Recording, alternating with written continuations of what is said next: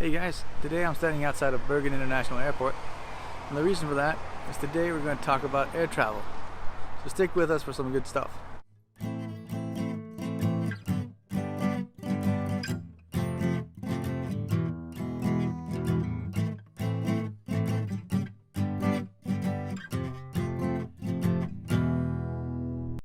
Hey everyone, it's your pal Hal from Hal's Guitar Adventures.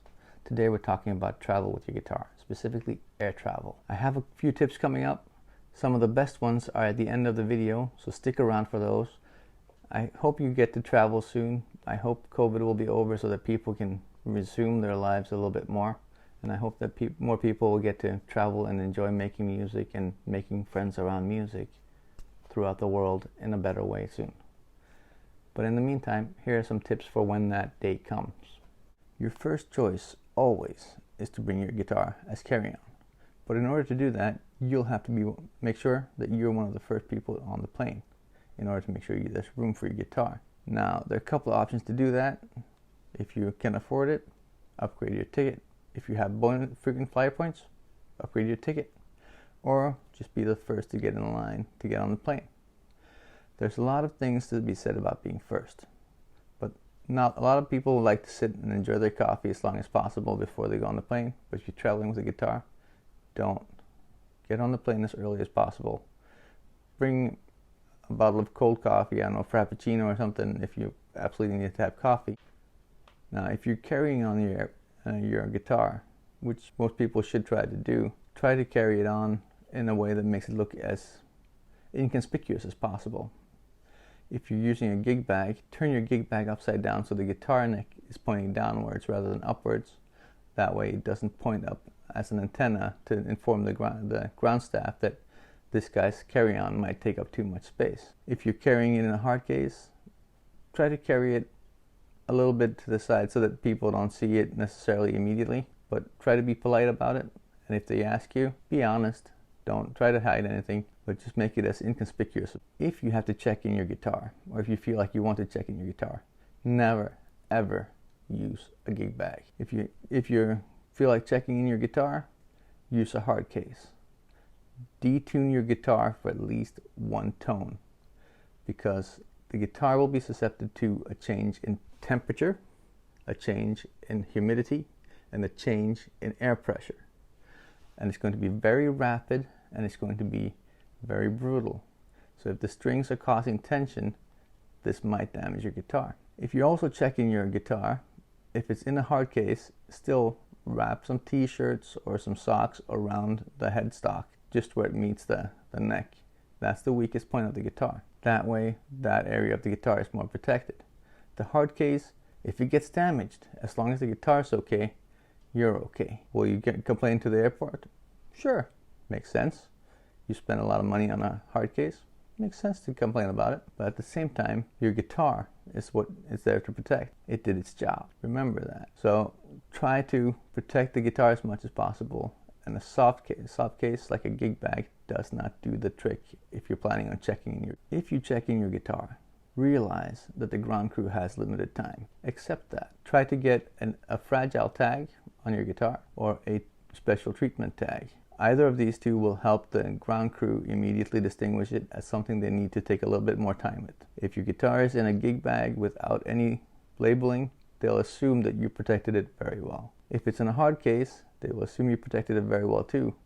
But that fragile tag might be the difference in how they treat your guitar, both putting it onto the airplane and taking it out again on the other side. They do pay attention to those tags as much as they possibly can. If they don't see those tags, they assume that you packed it the way they would have packed it, and they assume that it's safe for them to treat it like any other piece of luggage. They don't want to hurt it, but they assume every piece of luggage is the same. That's what they're trained to do. They don't have time to distinguish unless they see something that causes them to have a reason to. Now you're screaming, it's a guitar case, you should tell. Yes. But if you're working on 200 pieces of luggage that has to go out of an airplane and 200 pieces that have to go into an airplane in half an hour, you don't have that time luxury. So those tags are important. Also, soft cases are a no-no, like I mentioned earlier. No luggage handler wants to damage your valuable guitar. They don't want to damage anything, to be honest.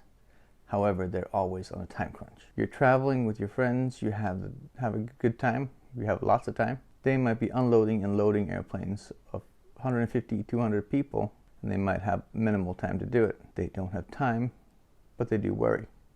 They don't want to damage things, but things get damaged when you don't have time, especially if they're packed poorly. So remember, you need to be careful in how you pack your instruments. They don't want to damage them, but sometimes accidents happen.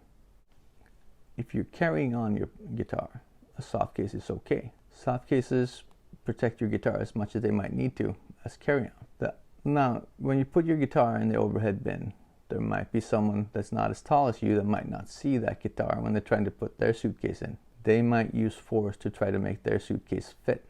That's why you don't want to leave your guitar in an overhead bin that's far away from where you're at. You want it as close as possible so that you can assist someone before they break the neck of your guitar. This can happen. Always be polite with the ground crew, and always be polite with the flight crew. This is because if you're a douchebag to them, they will have no incentive in being nicer than average towards you. So if you have to, be polite, ask questions politely, do not protest. A lot of the ground crew are stressed out when there's a lot of people coming on, especially if someone is being rude to them. Help them out as much as possible, be as polite as possible, be as helpful as possible. That will give them extra incentive to be polite, nice, and helpful to you. If it's possible, if you see the plane is going to be fully booked, be early on the plane and ask if your guitar can be put in their locker. They have a locker for their uniforms. Most guitars will fit in that locker. A cello might, double bass, not so much. But be polite with them, ask them politely. They'll talk it over. Odds are, if you're nice and polite to them, they'll help you out. If they see that the plane is fully booked too, which they probably do, they'll grab hold of each other and they'll talk it over and they'll put it on the floor in their locker. If they can't, overhead bin is the only option. Fair enough. Bring it as close as possible to your seat. That way, when you're in your seat, you can help out people and you can make sure that your guitar stays safe. If you're traveling with your guitar as carry-on and there's a delay, what do? Not all airports will allow this, but some of them will do. And my personal experience is taking out your guitar, noodling a little bit, and playing a tune or two. It actually helps people with relaxing the atmosphere. I was once at Bergen Airport and the flight was delayed about 4 hours because of an incident. So I sat down and noodled on my guitar for about half an hour, and people were starting to just calm down from being yelling at the ground crew to being relaxed. This actually gave them incentive not only to inform the next flight that I was on, because I had a long haul flight from Copenhagen to Tokyo after that, but they also gave them incentive to talk to them, let them know to help me out as much as possible, because I had helped them keep people from being aggressive and help them in a way that made their day a little bit more easy. I'm not a good guitarist, but just the fact that someone sits down and noodles on a guitar, tries to make the time a little bit more bearable, makes everything much more worthwhile for them. It's worth a shot. Some airports frown upon it, some don't. You never know. It's worth it. When you arrive having traveled with your guitar as carry-on, don't push people. Don't be in a hurry to get off the plane. Take your time. If you need to help people out so that you can dig out your guitar, do so. But don't be in a super rush to get off the plane. Being in a rush doesn't help anyone. But sometimes you have a short connection. Sometimes you have to get to a specific bus or a train to get onto where you're going. Everyone gets that. But take the time you need. Try to not stress. Try to be as relaxed and calm as possible. That way, your travel is much more pleasant. Travels are stressful enough without making them stressful themselves, without adding to it. So try to be calm, relaxed. Take a breath, count to 10, whatever works for you. Maybe stop at a coffee shop at the airport and get your favorite coffee or something. But whatever works for you to keep the travel time as pleasant as possible. I used to travel a lot, and I used to do that a lot because spending time stressing about trains and all this stuff is not good for you. There will always be another train, there will always be another bus, but try to be calm and collected about it. Being stressed doesn't help you, and it might actually get you in an aggressive mindset making it much less likely that people will help you. Now, if you have checked in your guitar and you arrive at your destination, you pick up your guitar and it's damaged, what's the course to do? You get in line at arrival's counter. Do not be impolite. Do not act untowardly upset. Is it upsetting? Definitely. Have you reason to be upset? Absolutely. But the more polite you are and the more reasonable you are, the easier it will be to get help from the arrivals counter.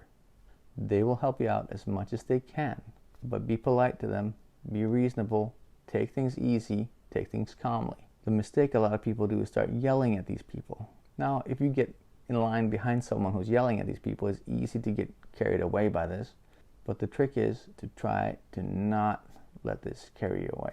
Let them yell all they want, and when they're done yelling, simply take your time, take it easy, be quiet and reasonable, and talk to the people, and apologize for the person ahead of you in line, how they acted. You'd be amazed at how much more friendly and helpful they are in those scenarios. That contrast between someone being rude to someone being polite and nice is incredible, and it has very much power that can go in your advantage when you're dealing with people. So be polite no matter what.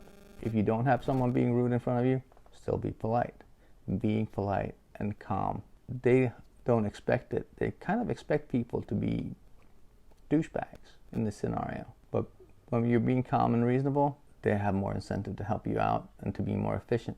And you'd be surprised at how much more efficient they can be. One of the things I didn't mention is that when you travel, and if they tell you you can't bring your luggage with you on the plane, this is my guitar, it's expensive, I have rights according to federal statute so-and-so. Yes, you do in the US. Several other countries have similar rules. I couldn't list them all. Some countries do not allow that. So when you get to that situation, you could use the following phrase, and it's a very good one. Yes, I understand this is not an option, but what will it take for you to let me bring that guitar with me on the plane? Putting the power on them, putting it to them to make that choice. How do I get my guitar with me? What do I need to do to work with me? Mentality will help you a lot more than being aggressive. If you're, for example, in Japan and you're listing off statutes from the US, it doesn't help you. They don't care. They have their rules and regulations they follow in Japan. And to be honest, they're pretty nifty.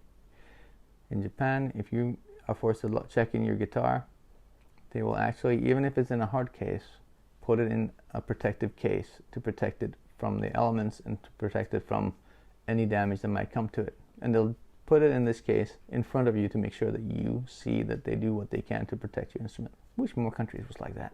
The choice of guitar you travel with isn't ultimately up to you, but I would recommend traveling with a guitar that's intended for travel. There are guitars with collapsible necks and so on. Those are probably great. I've never tried them. I really want to try them out. That would be cool. My personal option is either one of these, an SLG that you can take off parts and actually comes with a specific gig bag for them. Option number 2 would be a 3/4 size guitar. That works. I've also traveled with a ukulele when I've traveled frequently and bounced around a lot. It's basically just a tenor ukulele sized guitar that you tune up accordingly. That fits in every overhead compartment, and very few people can complain about that one not fitting and being in the way. So there are options. If you're going on holiday, maybe a ukulele is better to travel with. It's your choice, but options are there. Of course, if you're going on tour, you're going to want to pack all your kit properly. You want to get the right kit. Proper kit for your guitar to check in, proper kit for your amps and cables and all the accessories. Yes. But if you're traveling as a random traveler, maybe you're going on vacation, maybe you're going on a long business trip, you need to make the distinction what works for you. And what works for you might not be what works for the next guy. So what I thought worked for me and what I found worked for me isn't necessarily what will work for you. The biggest guitar I traveled with was a Epiphone Dreadnought size guitar. Brought that one with me to Turkey and a couple other places. Difficult to travel with. I traveled a lot, halfway around the world with that one, to Japan, to the US, and so on. Easy to travel with. A 3/4 size guitar like a Martin LX1E or similar, easy to travel with. They fit easier, there's less quarrel, and a lot of times when they see you traveling with a 3/4 size guitar, they will look at you and say, "That's a guitar? Yeah, but it's so little and cute. It should fit, no problem. Move on." If you're traveling with a full-size guitar, they might not have that same reaction. So keep that in mind and try to have a good trip. Enjoy yourselves. I hope COVID gets over soon so that people can start traveling again, enjoying the world, seeing the world, enjoying the sights, maybe making music in places that never made music before, or making friends in new places over music. Enjoy your travels and have a hell of a time.